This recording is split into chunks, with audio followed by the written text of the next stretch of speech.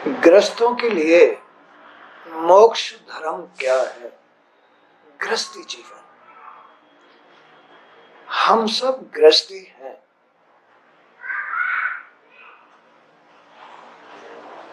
परिवारों के साथ, समुदायों के साथ अपना जीवन व्यतीत कर रहे हैं। लेकिन हम लोग देखते क्या है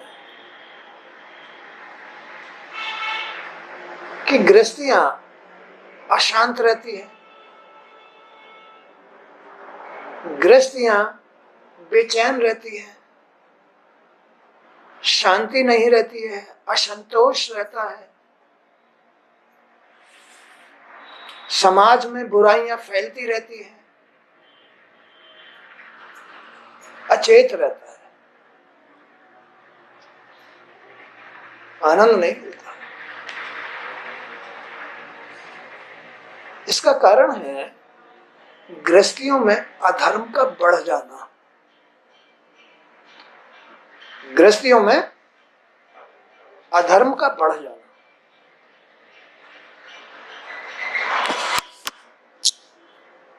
पाप का बढ़ जाना।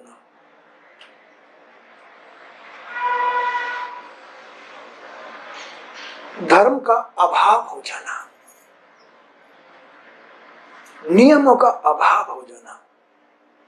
गृहस्थियां अपने आप बेचैन होनी शुरू हो जाएंगी। लेकिन ये गृहस्थियों का नियम धर्म नहीं है।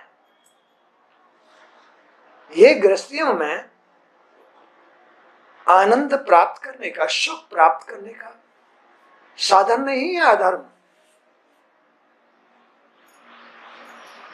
इस संसार में जीने के लिए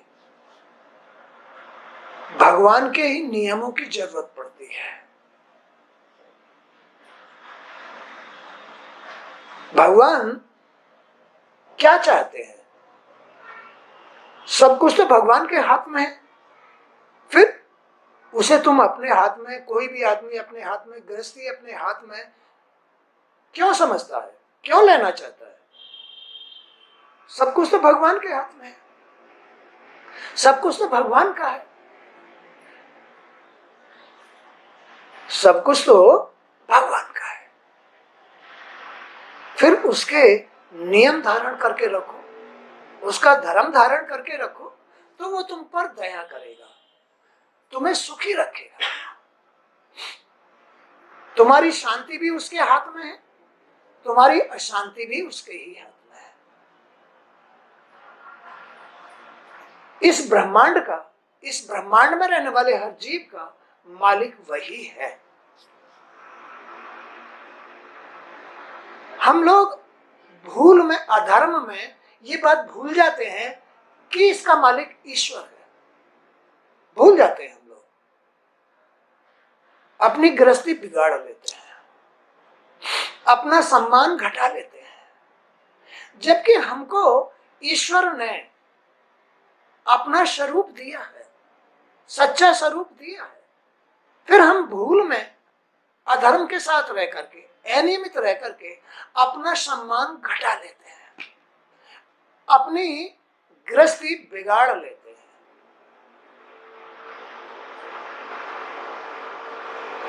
अपनी गृहस्थी के अंदर अपने ही मन में, जो दो पार्टों से बना हुआ है, मन हमारा दो पार्टों से बना हुआ है, मेल से, फीमेल से। अपनी स्त्री यानी प्रकृति से और प्रकृति के मालिक से। अपना घर, अपना मन दो पार्टों में बटा हुआ है, मेल फीमेल, स्त्री पुरुष, प्रकृति ब्रह्म। ब्रह्म ही प्रकृति है, प्रकृति ही ब्रह्म है। दोनों एक समान है, उनमें भेद आ जाता है। इस भेद का नाम अशांति है।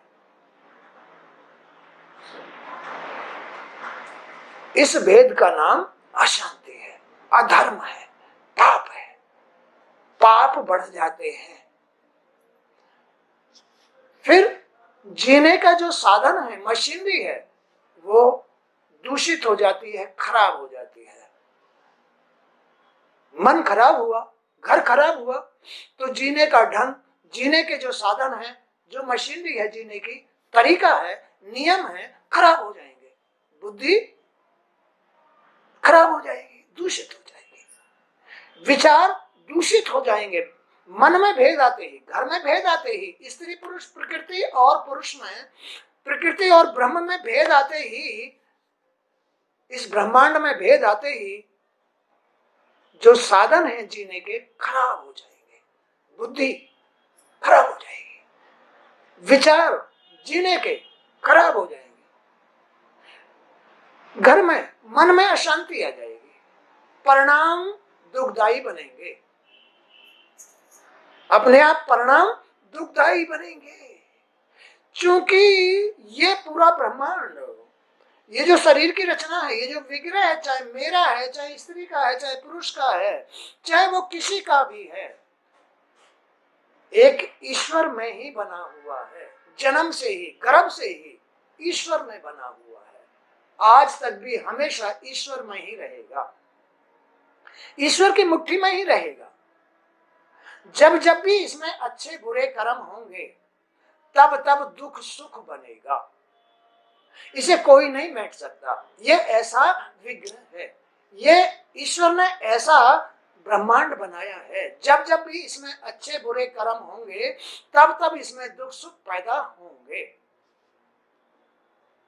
फिर भगवान ने हमें गृहस्थी भी तो बनाया है। जैसे हमारे माँ बाप को गृहस्थी बनाया था, हमको जन्म दिया है, ऐसे ही हमने भी तो किसी को जन्म दिया है, हम भी गृहस्थी हो गए, माँ बाप बन गए, माँ बाप की तरह। तो हम लोगों को या तो हमें गुरुओं की शरण में जाकर के, माँ बाप की शिक्षा लेकर के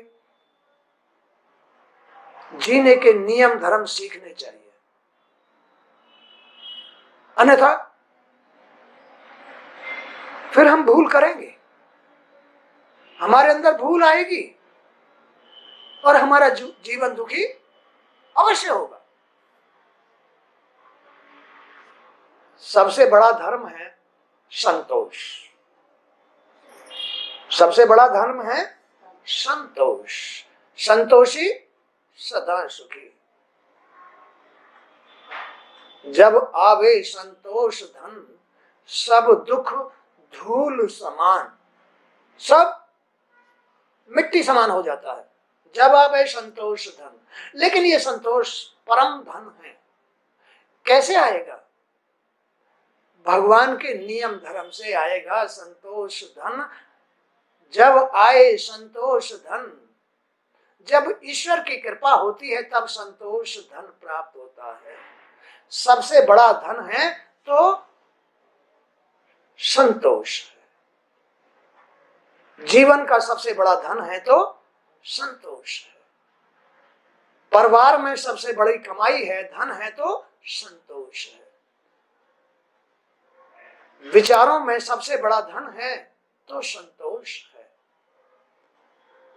समाज में, अपने मित्रों में सबसे बड़ा धन है तो संतोष है। इससे बड़ा कोई भी धन नहीं है। लेकिन मनुष्य इस संतोष धन को नहीं कमाता है, रुपया को धन मान करके उसे कमाता है,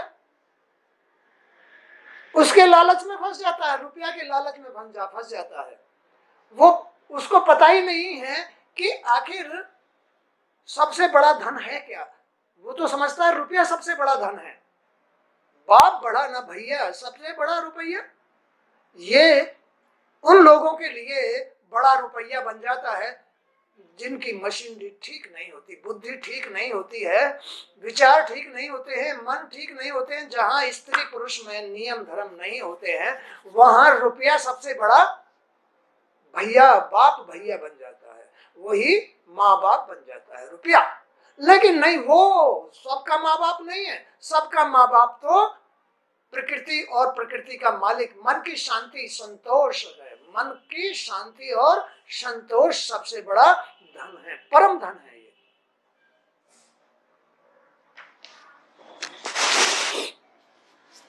धर्मात्मा पुरुष कहते हैं धर्मात्मा पुरुष निर्धन होने पर भी धर्म के लिए, धर्मात्मा पुरुष, धर्म आत्मा, धर्म आत्मा, जो जीव धर्म आत्मा है, ईश्वर में है, वही धर्मात्मा कहलाते हैं। जो जीव ईश्वर में है, धर्म में है, वही धर्मात्मा कहलाते हैं। वो निर्धन होने पर भी धर्म के लिए अथवा जीवन निर्वाह के लिए इस धन, जो सांसारिक धन है, इसे प्राप्त करने का प्रयास नहीं करते, इनके लालच में नहीं पड़ते। शांति भंग हो जाएगी, संतोष चला जाएगा। जो धर्मात्मा लोग हैं, जो धर्म के साथ आत्म स्वरूप हैं, जो जीव, वो इस संसार के धन को प्राप्त करने का प्रयास नहीं करते, नहीं तो शांति आ गई, असंतोष आ गई। ये जो विचार हैं, हवस की खोपड़ी बन जाएगी, उसका सुख चला जाएगा, उसका आनंद चला जाएगा। धर्मात्मा लोग कभी भी सांसारिक रुपया के पीछे नहीं पड़ते हैं, संतोषी होते हैं। वो स्पष्ट हो गया। तो धर्मात्मा पुरुष निर्धन होने पर भी धर्म के लिए अथवा जीवन निर्वाह के लिए धन प्राप्त करने की चेष्टा नहीं करते। जैसे अजगर बिना किसी प्रयास के अपना भोजन प्राप्त करता है, भगवान उसको भी भोजन देता है। भगवान उस अजगर को भी एक जगह पड़ा रहता है, वो कहीं ढलता डुलता ही नहीं है। भारी शरीर वाला होता है, चला भी नहीं जाता, उससे खिसका भी नहीं जाता। इसलिए जैसे अजगर को भी भगवान भोजन देता है, ऐसे ही धर्मात्मा पुरुषों को भी भगवान भोजन देता है, उसका जीवन निर्वाह करता है और धर्म के साथ कराता है और आनंद के साथ कराता है और अपनी कृपा के अधीन कराता है।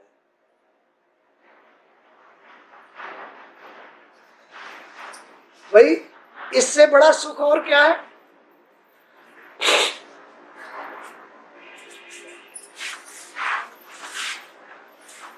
इससे बड़ा सुख और क्या है आदमी के, जीव के लिए, कि ईश्वर उस पर कृपा रखे, ईश्वर उसका ध्यान रखे, लेकिन जीव को धर्म आत्मा के साथ रहना पड़ेगा।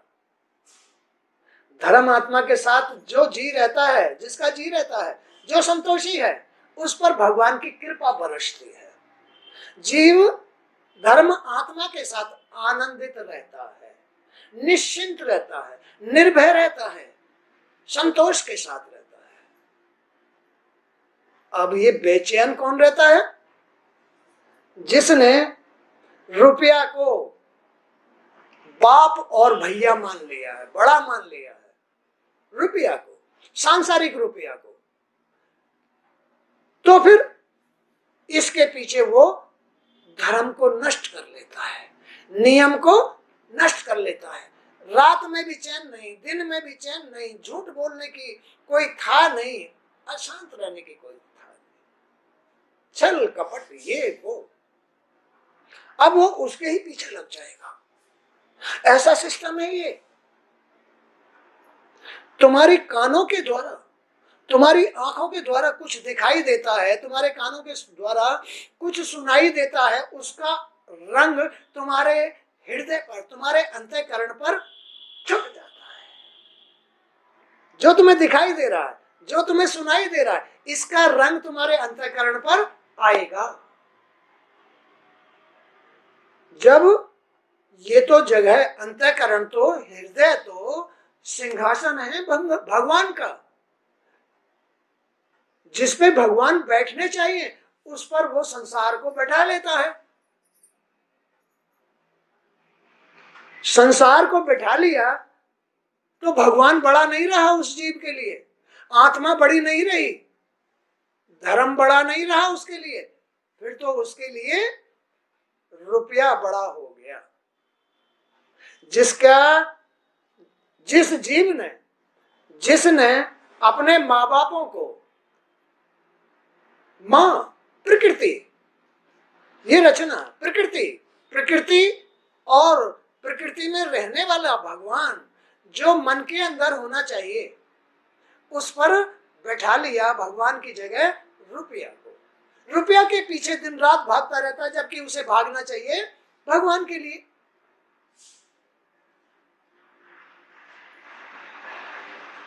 रुपया के पीछे भागता है। वही आदमी अधर्मी होता है, वही सांसारिक होता है, वही झूठा होता है जो असली माँ बाप को छोड़कर झूठे माँ बाप को शरण लेता है। वही झूठा पुरुष कहलाता है, वही अधर्मी कहलाता है, वही दुखी रहता है, वही अशांत रहता, असंतोषी है वो। ऐसे जीव को, ऐसे पुरुषों को असंतोषी अधर्मी कहा जाता है, पाप युक्त कहा जाता है। ऐसे घरों में कभी भी शांति नहीं रहती जो रुपया के पीछे भागते हैं, भगवान के लिए नहीं जीते हैं। यही दुनिया का दस्तूर भी है, इसलिए दुनिया में रोग भी, दोष भी, खाट गोड़ रहे हैं, ये वो मर रहे हैं, कर रहे हैं, एक्सीडेंट हो रहे हैं। क्यों हो रहे हैं? ये इस कारण ही हो रहे हैं, धर्म को त्यागने की वजह से हो रहे हैं। कामना और लोभ के मोह में पड़े हुए व्यक्ति को वह सुख नहीं मिलता। कामना, धन की कामना, इच्छाओं की पूर्ति के लिए। जिस जीव के मन में भगवान की जगह, शांति की जगह कामनाएं हैं, इच्छाएं हैं, इनकी पूर्ति के लिए जो भाग रहा है उसको कभी भी सुख नहीं मिलता है, शांति नहीं मिलती है। शांति तो भाई भगवान तो सर्वगुण संपन्न है, शांत है। माता तो शांत रहने वाली है, शुद्ध रहने वाली है। ये तो कभी अशांत रहने की इच्छा प्रकट करती नहीं है, सब सुखी रहे। ये तो दयामयी है, करुणामयी है। तो फिर ऐसी प्रकृति को ये जीव क्यों अशांत करता है? अधर्म की वजह से, कामनाओं की वजह से, इच्छाओं की वजह से प्रकृति को अशांत करके रखता है, डरा के रखता है, डरा के रखता है, बेचैन रखता है, इसमें रोग पैदा कर लेता है, निरे रोग हो जाते हैं। कैसी है ये प्रकृति? एक बार लक्ष्मी का स्वयंवर था, कहा कि तुम अपना पति स्वयं चुन लो। बहुत सारे राजा आए, बहुत सारे साधु संत आए,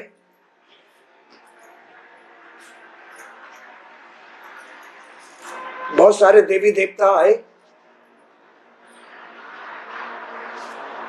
राजा उठे वारी वारी से। लक्ष्मी ने कहा नहीं, आप में क्रोध है, आप में क्रोध है, आप मेरे लायक नहीं हो। देवता आए बारी बारी से, कहा नहीं, तुम में भी स्वर्ग की इच्छा है, तुम भी मेरे लायक नहीं। साधु लोग आए, सप्तऋषि आए, सप्तऋषि आए। लक्ष्मी कहा नहीं, तुम भी मेरे लायक नहीं, तुम भी मेरे लायक नहीं हो। क्यों? चलो बात, तुम भी मेरे लायक नहीं हो। क्यों? कि तुम में साधु होने का अहंकार है। साधुओं को ये अहंकार होता है हम साधु हैं। तो लक्ष्मी ने साधुओं को भी, सप्तऋषियों को भी मना कर दिया।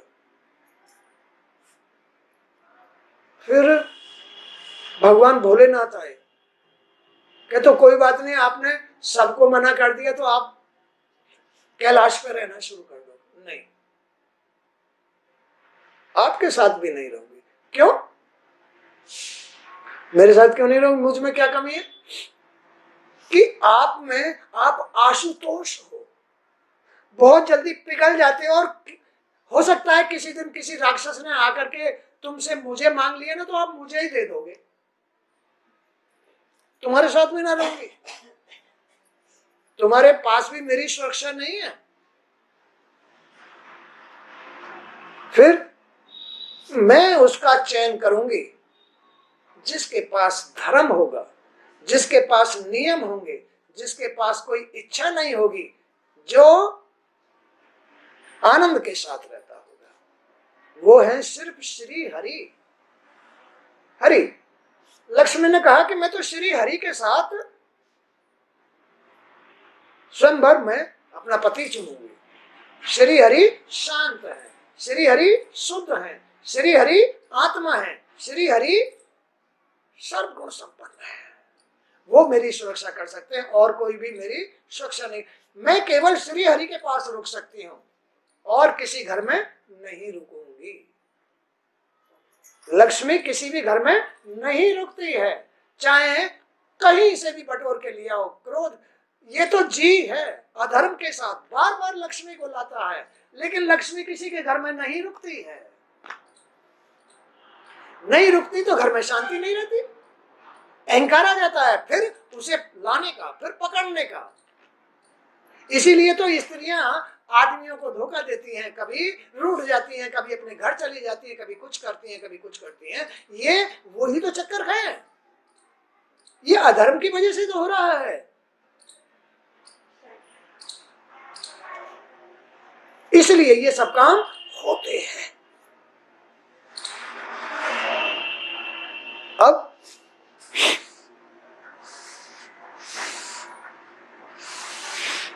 जो अपनी रचना और जनेंद्रियों की तुष्टि के लिए घर की चौकसी करता रहता है, क्या कहा?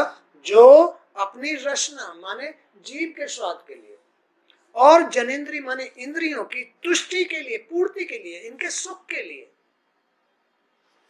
घर की चौकसी करता रहता है। फिर ये चौकीदार बन जाता है। खाली जो जीव का स्वाद देखेगा, जो इंद्रियों के सुख में फंस जाएगा, वो खाली घर का चौकीदार हो जाता है। वो फिर घर का चौकीदार हो जाता है, घर का मालिक नहीं रहता। वो घर का मालिक, स्त्री का मालिक नहीं रहता है, उसे मालिक नहीं कह सकते। वो घर का, स्त्री का चौकीदार हो जाता है। जिसमें संतोष नहीं है, जो धर्म के साथ नहीं है, वो घर का चौकीदार होता है। उसकी कोई रीझबूझ नहीं रहती है। इसलिए इस जीव को अपनी आत्मा के साथ, सच्चाई के साथ, धर्म के साथ रहना चाहिए, तो ये घर का मालिक है।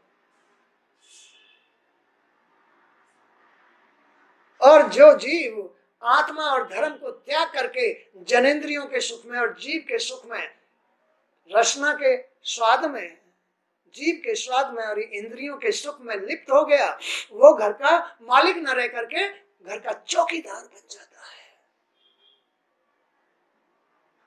घर का चौकीदार बन जाता है। जो ब्राह्मण संतोषी नहीं है और इंद्रिय लोलुपता में पड़ा रहता है, उसका तेज, विद्या, तपस्या, यश क्षीण हो जाता है। जैसे किसी ब्राह्मण के अंदर अगर संतोष, वो संतोषी नहीं है, कोई भी ब्राह्मण संतोषी नहीं है, उसके पास न विद्या होगी न ज्ञान होगा, और उसकी जो तपस्या है वो भी क्षीण हो जाएगी। जो ब्राह्मण संतोषी नहीं होता, ये जीव ब्राह्मण ही तो है। ये जीव ब्राह्मण, सबका अपना अपना जीव ब्राह्मण है। अब ये कोई तो वैश्य बन गया, कोई शूद्र बन गया, कोई क्षत्रिय बन गया, ये जीव कर्मों के अनुसार बन गया। नहीं तो ये ब्राह्मण है, जीव तो ब्राह्मण है। ये तो अपने अपने कर्मों के अनुसार, संसार में रहने के अनुसार ऐसा बन गया, बनिया बन गया, शूद्र बन गया, कोई गूसर बन गया, कोई जाट बन गया, कोई ब्राह्मण बन गया, कोई कुछ बन गया, कर्मों के अनुसार बन गया,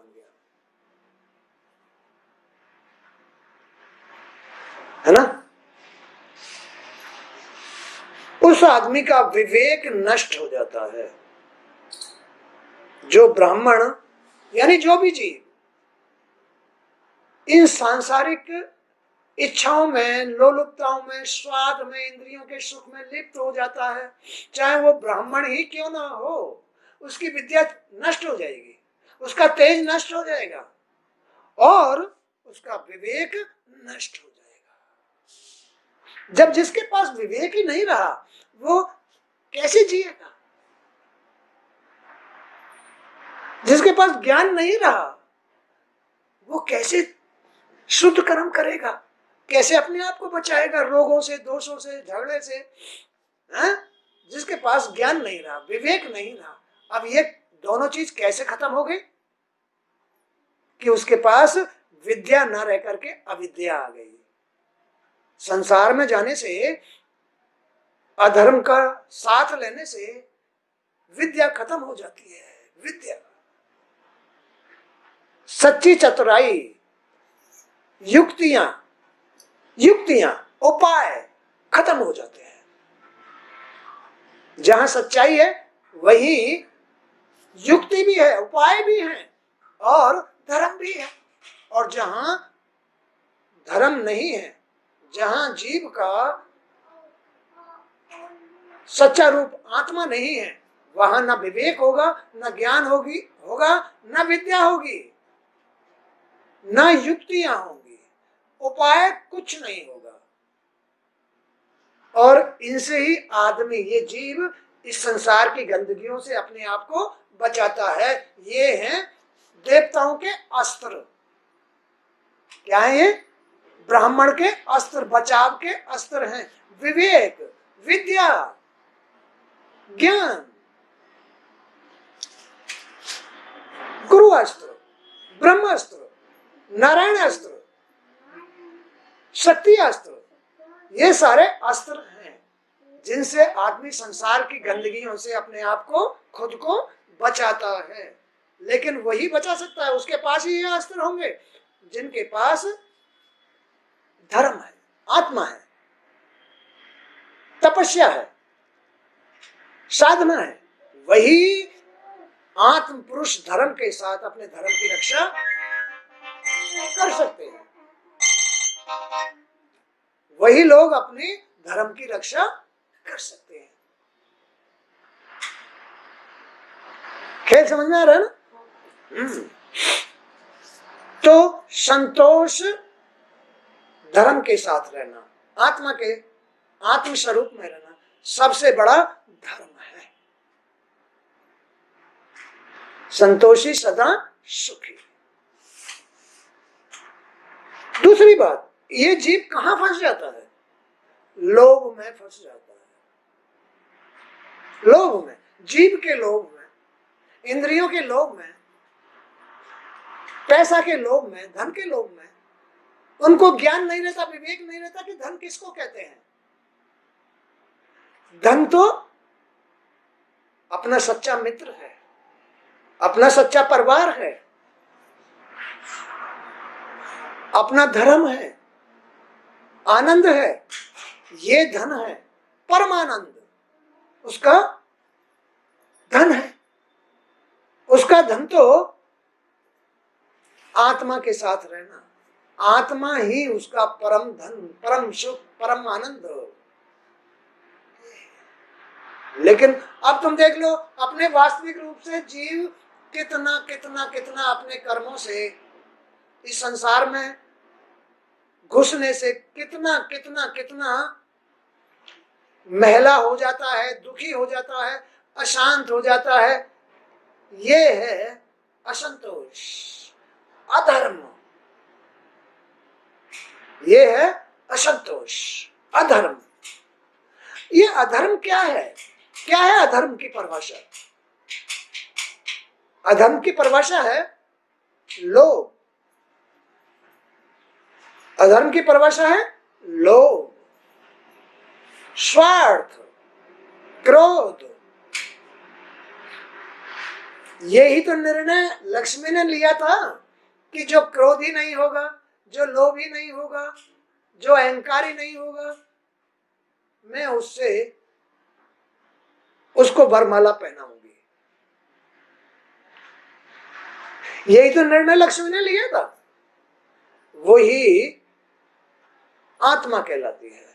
जो जीव क्रोधी नहीं होता, लोभी नहीं होता, वो आत्म पुरुष धर्म के साथ होता है, परमानंद के साथ होता है। लक्ष्मी उनके साथ रहती है, स्थायी रूप से रहती है उनके पास में, फिर नहीं जाती घर छोड़ के। उसका घर नहीं छोड़ के जाएगी। जो आत्म स्वरूप है, धन, परम धन के साथ है, ज्ञान के साथ, विवेक के साथ, वो श्री हरि हैं। उनके पास विवेक है, उनके पास ज्ञान है, वो सर्वगुण संपन्न है। उनके पास न क्रोध है, न लोभ है, न स्वार्थ है, न मद है, न अहंकार है। इसलिए ये जीव पैसे के पीछे भागता रहता है और अधर्मी बन जाता है। लोभी आदमी, क्रोधी आदमी, उसको क्रोध भी आएगा, उसको लोभ भी आएगा, उसको स्वार्थ भी आएगा।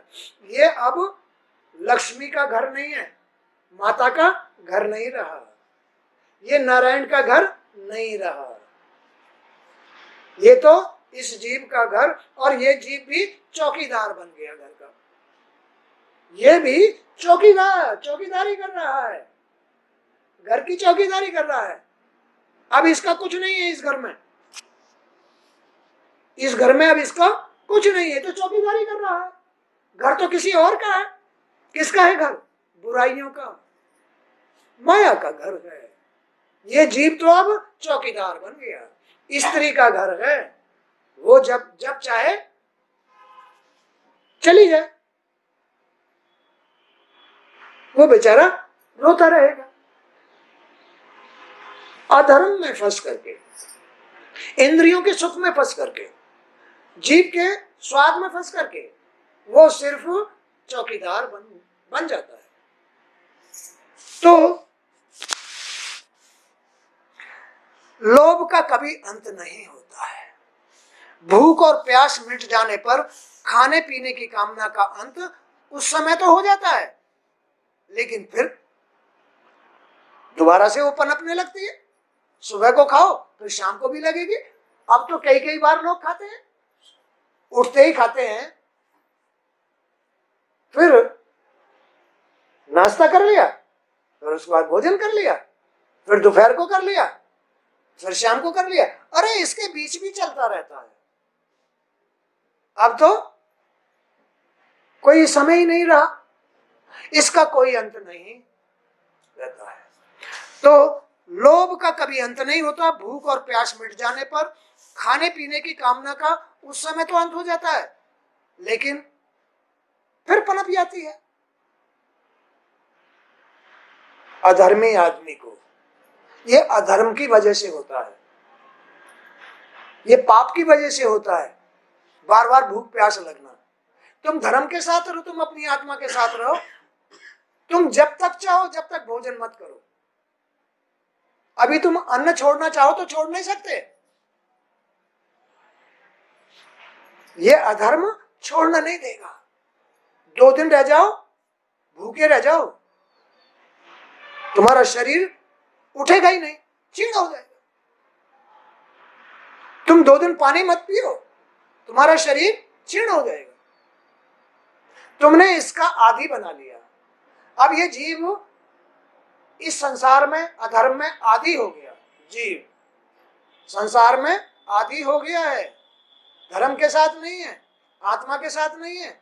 अधर्मी चौकीदार बन करके घर के लिए झूठ बोल के ला रहा है, चोरी करके ला रहा है, मेहनत करके ला रहा है, कहीं भी छल करके ला रहा, जिन कैसे कैसे ला रहा है, और बस इस जीव के स्वाद के लिए, इंद्रियों के सुख के लिए तबाही कूट रहा है। सिर्फ इतना उसका आता है। बेचारा फिर जब अंत समय में रोगी हो जाता है, दोषी हो जाता है, कोई साथ नहीं देता है। वाल्मीकि को भगवान ने दर्शन दिए, कहा कि तुम ये पाप क्यों कर रहे हो, कि अपने परिवार को पालता हूं, क्या तुम्हारे परिवार, भगवान ने कहा क्या तुम्हारे परिवार के लोग साथी हैं जो तुम कुकर्म कर रहे हो, कि ये तो मुझे पता नहीं, कहते जाओ पूछ के आओ।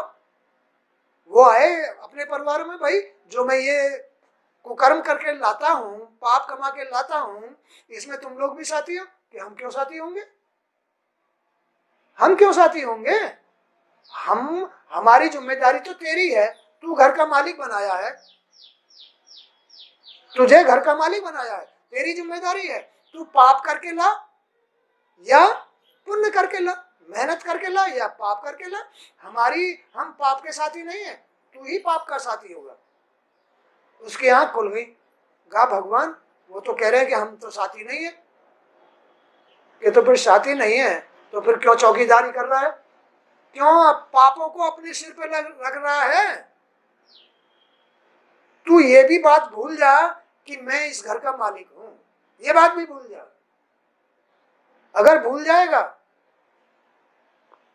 तो तेरे पाप मुक्त हो जाएंगे, नहीं तो तू पापी बन करके भोगेगा। वाल्मीकि से भगवान ने कहा, कि तो भगवान कैसे भूलूं फिर इन्हें, कि तू मेरा नाम रख, राम राम राम। तो वो मरा मरा कहने लगे कि तू मरा मरा ही कहे, मरा मरा मरा मरा मरा मरा, राम राम आ गया। राम राम राम राम कहने से वाल्मीकि बहुत बड़े विद्वान बने, ज्ञानी बने, विवेक, अधर्म पाप नष्ट हो गए, धर्म के साथ, पवित्र आत्मा के साथ रामायण लिखी, वेद शास्त्र लिखे। तो ये अधर्म बिलबिलाता है। उन्होंने उसी समय निर्णय ले लिया कि जब मेरे कुकर्मों का कोई संसार में साथी नहीं है, मैं ही भोगी हूं, तो मैं क्यों कुकर्म करूं, मैं क्यों कुकर्म करूं, भाई मुझे दंड भोगना पड़ेगा। तो भूख और प्यास मिट जाने पर खाने पीने की कामना का अंत हो जाता है, लेकिन उनका स्थायी अंत नहीं होता है। क्रोध भी अपना काम पूरा करके शांत हो जाता है, परंतु फिर आ जाता है। वासना भी अपना कार्य पूरा करके शांत हो जाती है, फिर वही वासना आ जाती है, फिर वही वासना आ जाती है। अहंकार भी अपना काम करके थोड़ी देर के लिए शांत हो जाता है, फिर आ जाता है। मद भी थोड़ी देर के लिए अपना प्रभाव बखेर करके शांत हो जाता है, फिर आ जाता है।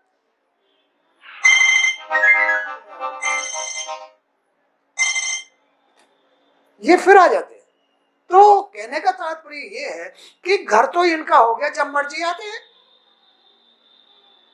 फिर इस जीव का घर नहीं रहता है, इसकी कोई कीमत नहीं रहती है, इसका कोई महत्व घर में नहीं रहता है। जो अधर्म के साथ रहेगा, अधर्म के साथ, पापियों का फैसला तो ईश्वर का है। सच्चाई से अपने आप फैसला होता रहता है, अपने आप उनके प्रभाव से। अधर्म का प्रभाव, इधर सत्य का प्रभाव, भगवान का प्रभाव फैसला करता रहता है, अधर्मी गिरता रहता है। क्या होता है, अधर्म से ये जीव गिरता रहता है। गिराता है फैसला, कौन गिराता है, फैसला किसका, सच्चाई का फैसला। क्योंकि ये सारा ब्रह्मांड सच्चाई में बना हुआ है, सत्य में बना हुआ है, इसके अंदर ईश्वर ही है, वो सत्य में है। उनका फैसला, जीव ये भी उनकी उत्पत्ति है। ये जीव जब अधर्म के साथ होता है, नियम धर्म के साथ नहीं होता, अधर्म के साथ, अधर्म के साथ, तो उनका फैसला अपने आप गिराता रहता है, गिर जाता है। उस हाल में, जिस हाल में उसे आना चाहिए, उनका न्याय, उनका फैसला सत्य है, अटल है, इसलिए उनका फैसला कभी भी गलत नहीं होता है, उसके कर्मों के अनुसार वो गिरता चला जाता है, गिर जाता है। अब चाहे कोई भी हो, गिरता चला जाता है। यह है अधर्म के अनुसार इस जीव की दशा। संतोष सबसे बड़ा धर्म है। धर्म के साथ ही आनंद है, धर्म के साथ ही आदमी की मुक्ति है, विवेक है, ज्ञान है, सत्कर्म है, दर्शन है, सुख है, धर्म के साथ। तो जीवन को, इस जीव को जीवन धर्म के साथ निर्वाह करना चाहिए। ज्यादा हवस की खोपड़ी नहीं बनानी चाहिए, विकारों का, शत्रुओं का सेवन नहीं करना चाहिए, उनके अधीन नहीं रहना चाहिए। शत्रु काम, क्रोध, लोभ, मोह, मद, इन शत्रुओं का कभी साथ लेके नहीं रहना चाहिए, इनको मित्र नहीं बनाना चाहिए। ये तुम्हारे शत्रु हैं, जीव के शत्रु हैं, इनको कभी भी मौका नहीं देना चाहिए धर्म के साथ, अन्यथा जीव गिर जाएगा। फैसला ईश्वर का है। ईश्वर कहता है कि तुम धर्म के साथ, सच्चाई के साथ मेरे साथ जियो, तुम्हें इतना सा भी कष्ट नहीं होगा। ईश्वर यह कहता है। तुम शत्रुओं को क्यों गले लगाते हो? तुम मेरी शरण में क्यों नहीं रहते हो? मुझे क्यों नहीं मानते हो? मानो,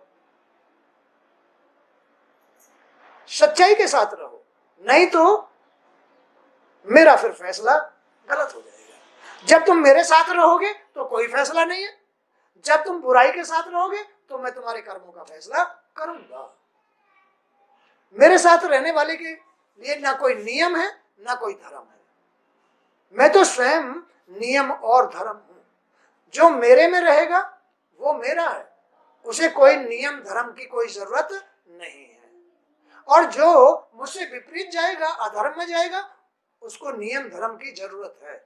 अगर नहीं अपनाएगा तो मेरे द्वारा सजा पाएगा, मेरे द्वारा सजा पाएगा।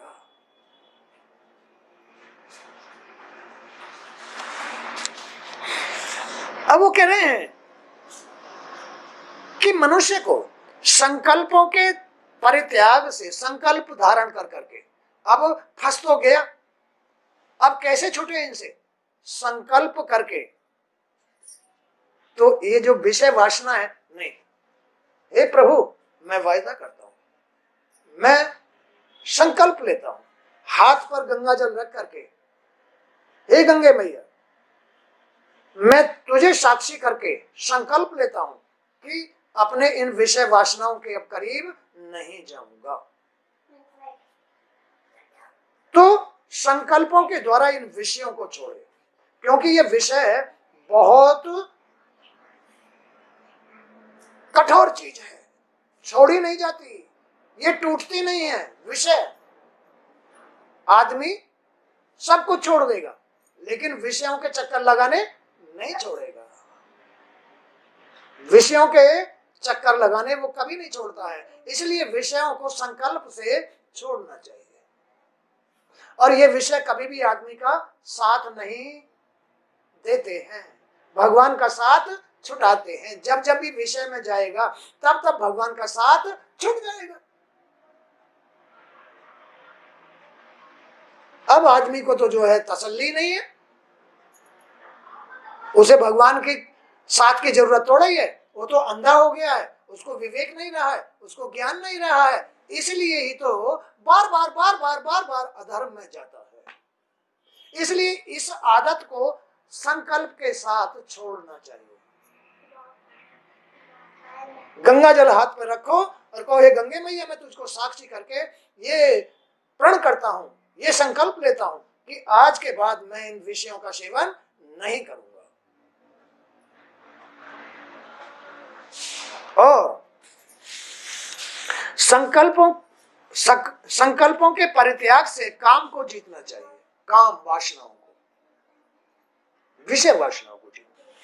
कामनाओं के त्याग से अब देखो, कामना अगर पूरी हो गई तो ठीक है, नहीं तो क्रोध आएगा।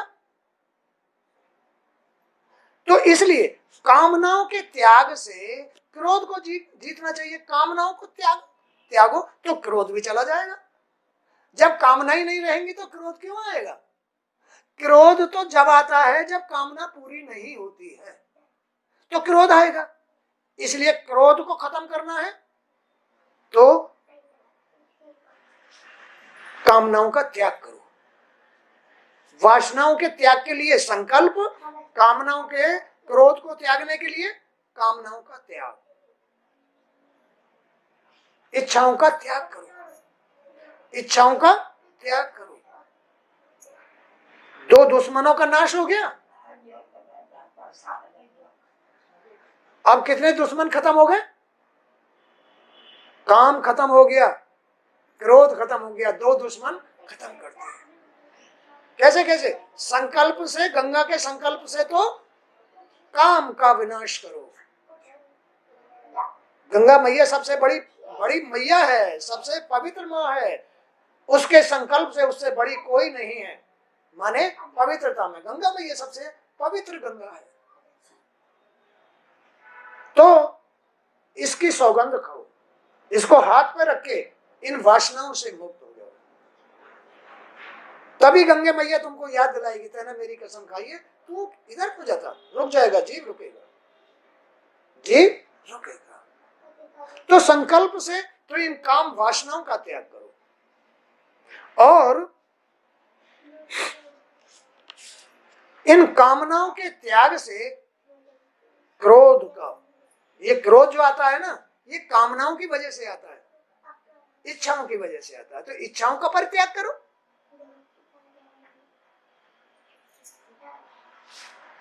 इसी प्रकार सांसारिक लोग जिसे अर्थ, धन कहते हैं, धन, उसे अनर्थ नाश करने वाला समझ करके उसका त्याग करो।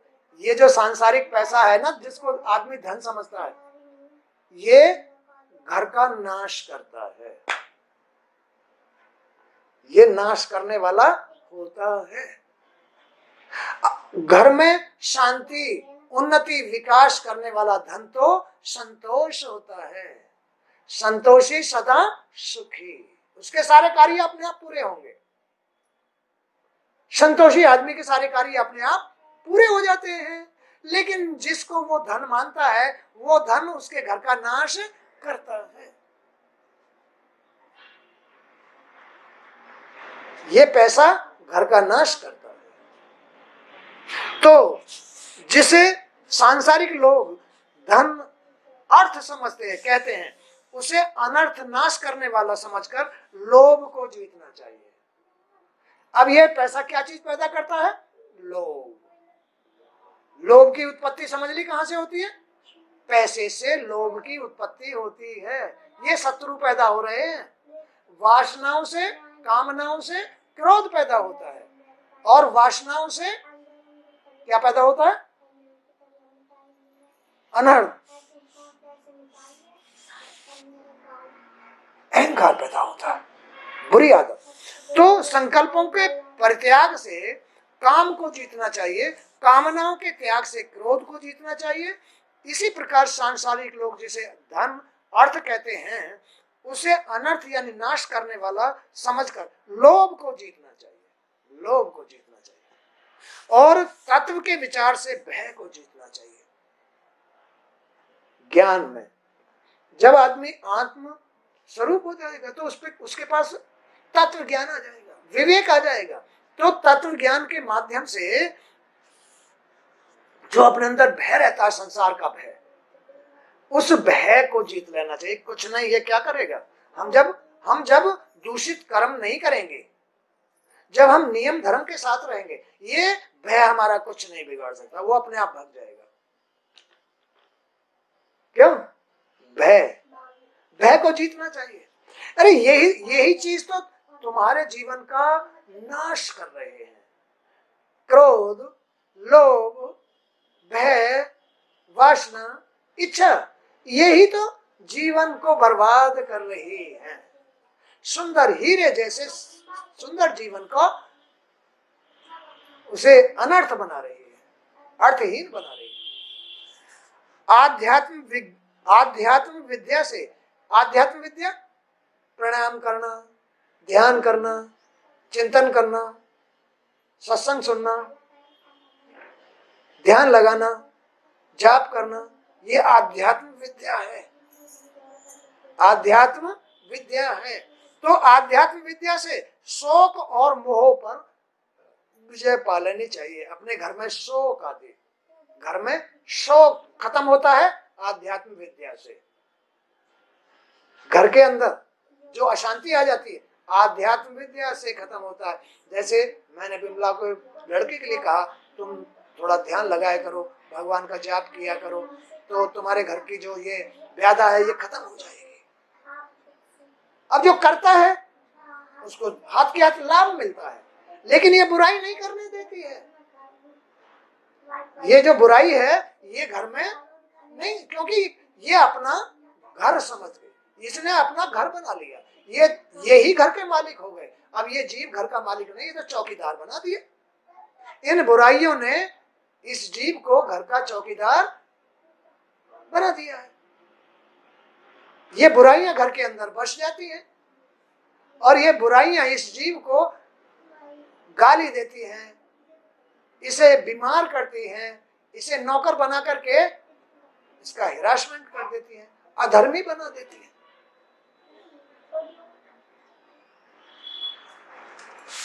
संतों की उपासना से दंभ पर, मौन के द्वारा योग में पड़ने वाले विघ्नों पर, मौन भी एक विद्या है, तरीका है, नियम है अपने मन को शांत करने, खुद को संतोष में लाने का। मौन रहना ये एक नियम है वापिस लौटने के लिए, इन शत्रुओं को बाहर निकालने के लिए। तुमसे नहीं निकलेंगे, डंडे मारने से नहीं निकलेंगे, तुम्हें मार देंगे पटक करके, आदमी को पटक के मार देंगे अगर तुम सामना करोगे तो। अब इनको कैसे तुम निकालोगे? संकल्पों के द्वारा, वासनाओं को छोड़ करके, क्रोध को हटा करके, है? और मौन रह करके और संतों की उपासना करके, गुरुओं की उपासना करके, वहां आकर के उनको प्रणाम करके, प्रसाद चढ़ा करके, ये संतों की उपासना है ना? इस तरह से घर की अशांति निकलती है, लेकिन प्रयास करना पड़ता है। कोई जादू नहीं, कोई टोना नहीं, कोई जंतर नहीं, कोई मंत्र नहीं, यही जादू टोने जंतर मंत्र हैं। यही जो घर में बस रहे हैं यही जादू हैं, यही टोने हैं, यही जंतर मंत्र जो बुद्धि को खराब करते हैं। यही लोग तो करते हैं बुद्धि खराब। अब इनको घर में बसा रखा है तो और कौन बुद्धि खराब करेगा? यही कर रहे हैं। और जीव अधर्मी बन जाता है, पीछे पीछे घूमने वाला बन जाता है, पागल हो जाता है, मैं क्या करूं, मैं कहां जाऊं, मेरा कोई मतलब ही नहीं रहा, मेरा कोई महत्व ही नहीं रहा। खेल समझ गए? अब इसमें कोई माँ बाप क्या कर सकता है? ये तो आदमी को खुद ही करना पड़ता है, चाहे वो स्त्री हो या पुरुष हो। इनको अपने आप इन चीजों को त्याग करके अपने घर को चलाना होता है। खुद को आनंद के साथ रखने के लिए धर्म के साथ जुड़ के रहना पड़ता है, तब जाकर के उसका जीवन सफल होता है। अब ना बेचारे माँ बाप से कुछ होगा, ना कोई और अड़ोसी पड़ोसी कुछ कर सकता, कोई मदद नहीं कर सकता। जो उसने घर में बसा रखा है उसे निकालेगा, और उसे निकालने का कोई हथियार नहीं है, केवल त्याग है। त्याग, लोभ का त्याग करो, इच्छाओं का त्याग करो, वासनाओं का त्याग करो, है? मौन रहो, संतों की, गुरुओं की उपासना करो, जाओ उनके पास में प्रार्थना करो। तो इस तरह से जो लड़ाई झगड़े आदि हैं, हिंसा, उन पर विजय प्राप्त करनी चाहिए। आदमी को लड़ना नहीं चाहिए, हिंसा मारपीट नहीं करनी चाहिए। और इनमें यही जीव के साथ में यही तो कराते हैं। जितना ज्यादा से ज्यादा बुरा बना सकते हैं, ये इस जीव को उतना ज्यादा से ज्यादा बुरा बना देते हैं। यही काम वासना, क्रोध, धन की इच्छाएं, है ना, गंदगियां, ये जीव को जितना नीचे गिरा सकती है उतना नीचे गिरा देती है। इसलिए इनके काबू में नहीं आना चाहिए, विषय विकारों के हाथ मुट्ठी में नहीं रहना चाहिए, जीव के स्वाद में नहीं रहना चाहिए, संसार के पैसे के पीछे नहीं भागना चाहिए, कभी बड़ों का, गुरुओं का अनादर नहीं करना चाहिए, क्योंकि आध्यात्मिक क्षेत्र में इनका भी तो स्थान है, इनका स्थान है, संतों का, सप्त ऋषियों का, है, महापुरुषों का इनका स्थान है। तो इनकी शरण में जाना चाहिए, मंदिर में जाना चाहिए, उनको प्रणाम करके आना चाहिए, तब ये बुराइयां हटती हैं। जब वो जीव धर्म के रास्ते पे चलता है तो धीरे धीरे करके वो आत्मा को प्राप्त कर लेता है और धीरे धीरे इनको हटाता रहता है। ये नियम और धर्म ही इन बुराइयों को धीरे धीरे हटाते हैं और अपने वास्तविक रूप को छोड़ते हैं, है? हाँ।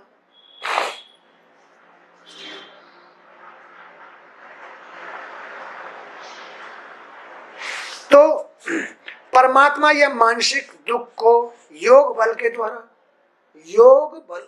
परमात्मा से योग लेकर, लेकिन वहां तक तो जीव जब पहुंचता है जब वो आत्मा को जीत लेता है, अपनी आत्मा को प्राप्त कर लेता है, तो वो परमात्मा से योग लेना शुरू कर देता है।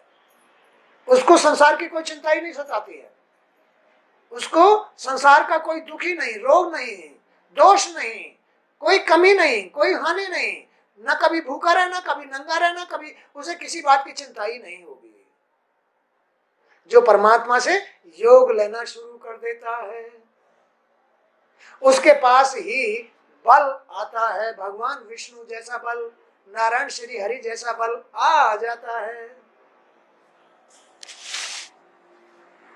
उस आदमी को जिसको आत्मा प्राप्त होनी है, जो इनका त्याग कर रहा है, उसे सात्विक भोजन करना चाहिए, अशुद्ध भोजन नहीं करना चाहिए, क्योंकि इन राक्षसों का, इन बुराइयों का, ये तो तुम्हारी जीव की यानी स्वाद की वजह से पैदा हुए हैं, ये तो तुम्हारे इंद्रियों के सुख की वजह से पैदा हुए हैं, ये तो तुम्हारे कुकर्मों से पैदा हुए हैं, ये तो तुम्हारे अर्थ के पीछे, पैसे के पीछे भागने से शुरू हुए, यानी तुम्हारे घर में आए हैं। इसलिए अब इनका निवारण कैसे होगा? सात्विक भोजन करो, शुद्ध सात्विक, कम मिर्च मसाले का भोजन, सब्जी, और शुद्ध सात्विक दाल, सब्जी, हरी सब्जी, फल फ्रूट आदि कम मात्रा में खाने चाहिए, थोड़ा भोजन करना चाहिए, पूरा पेट तान करके भोजन नहीं करना चाहिए, है ना, इस तरह से। और सत्संग अवश्य लेना चाहिए, शुद्ध भोजन करना चाहिए, सत्संग लेना चाहिए।